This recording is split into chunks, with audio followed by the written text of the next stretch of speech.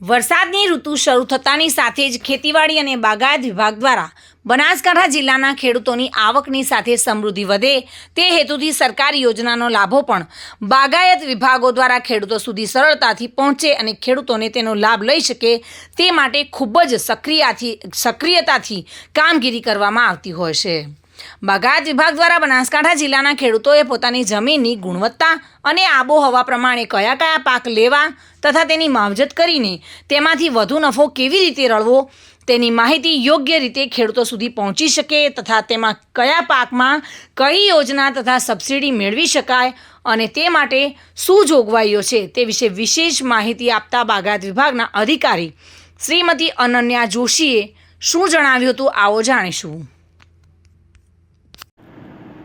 અનન્યા જોશી, નાયબ બાગાયત નિયામક, બનાસકાંઠા. બનાસકાંઠામાં બાગાયતી ખેતી કરતા ખેડૂતો માટે જાણકારી આપવા માગું છું કે બાગાયત ખાતા દ્વારા બાગાયતી ખેતી કરતા તમામ ખેડૂતોને વિવિધ અલગ અલગ યોજના થકી લાભ આપવામાં આવે છે. અલગ અલગ અમારી જોડે 125 ઘટકો છે જેમાં બાગાયતી ખેતી કરતા ખેડૂતોને લાભ આપવામાં આવે છે. જનરલી યુનિટ કોસ્ટ જે નક્કી કરવામાં આવે છે સરકાર દ્વારા એના 50% જનરલ ખેડૂતોને અને રિઝર્વ કેટેગરીના ખેડૂતોને 75% સુધી સહાય આપવામાં આવે છે. બાગાયતી ખેતીની વાત કરીએ તો એમાં ફળપાક, શાકભાજી, ફૂલપાક, મસાલા પાક આ બધા તમામ પાકોનું ખેતી તથા એનું મૂલ્યવર્ધન અને એના રોપા ઉછેર, દર ઉત્પાદન બધા જ ઘટકોનો સમાવેશ કરવામાં આવે છે.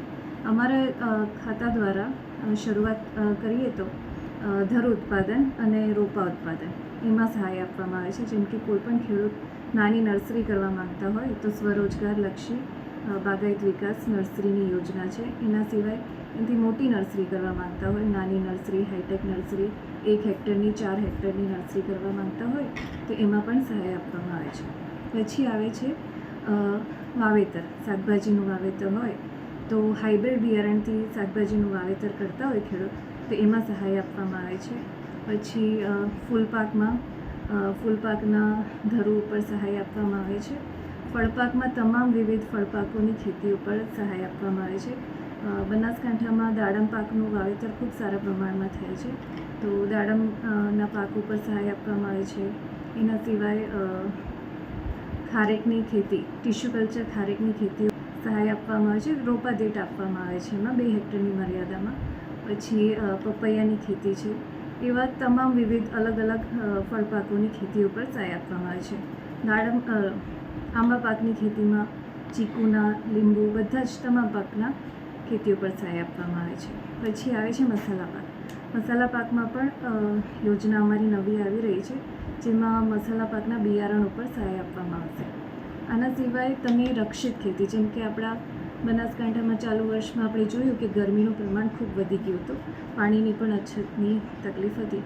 એવા સમયગાળામાં તમે સારી ખેતી કરવા માંગતા હો ઓછા પાણી અને ઓછા વિસ્તારમાં તો તમે રક્ષિત ખેતી દ્વારા પણ ખેતી કરી શકો છો. જેમાં તમને ગ્રીન શેડ નેટ હાઉસ કે પછી પોલી હાઉસ કરીને ખેતી કરવા માંગતા હોય રક્ષિત કન્ડિશનમાં તો તમને એમાં પણ સહાય આપવામાં આવે છે. જેમાં 1000 સ્ક્વેર મીટરથી લઈને 4000 સ્ક્વેર મીટર સુધીનું નેટ હાઉસ તમે બનાવી શકો છો. બીજું મૂલ્યવર્ધનની વાત કરીએ તો કોઈ પણ બાગાયતી પાક હોય એનું મૂલ્યવર્ધન કરવા માંગતા હોય તો મૂલ્યવર્ધન એકમો, પછી પ્રોસેસિંગ યુનિટ એના ઉપર પણ સહાય આપવામાં આવે છે. પછી ખેતર ઉપર શોર્ટિંગ ગ્રેડિંગ યુનિટ વસાવવા માંગતા હોય તો ખેતર પરના શોર્ટિંગ ગ્રેડિંગ યુનિટ ઉપર સહાય આપવામાં આવે છે. આના સિવાય મોટા પ્રોજેક્ટ્સની વાત કરીએ તો કોલ્ડ સ્ટોરેજ, જેમાં 5000 મેટ્રિક ટન સુધીના કોલ્ડ સ્ટોરેજ ઉપર સહાય આપવામાં આવે છે. આવી રીતે અમારા વિવિધ ઘટકો છે જેમાં ખેડૂતો લાભ લઈ શકે છે અને બાગાયતી ખેતી અપનાવી શકે છે.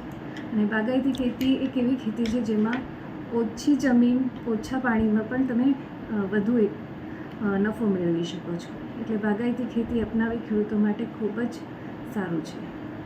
આ જે ખેતી માટે અરજી કરવાની સમય મર્યાદા અથવા સમયગાળો કયો હોય છે? અમારા ખાતાની તમામ યોજનાઓમાં લાભ લેવા માટે આ ખેડૂત પોર્ટલ ઉપર અરજી કરવાની થાય છે, ઓનલાઈન અરજી કરવાની થાય છે. આ ખેડૂત portal generally March to April 1 મહિના માટે ખુલ્લું મૂકવામાં આવે છે. ત્યારે આખા વર્ષ દરમિયાન માટેની અરજીઓ લેવામાં આવે છે. ત્યારે ખેડૂત એમના નજીકના કોઈપણ સાયબર કેફે છે અથવા મોબાઈલથી અથવા ગ્રામ પંચાયતમાં જઈને વીજ થ્રુ અરજી કરી શકે છે.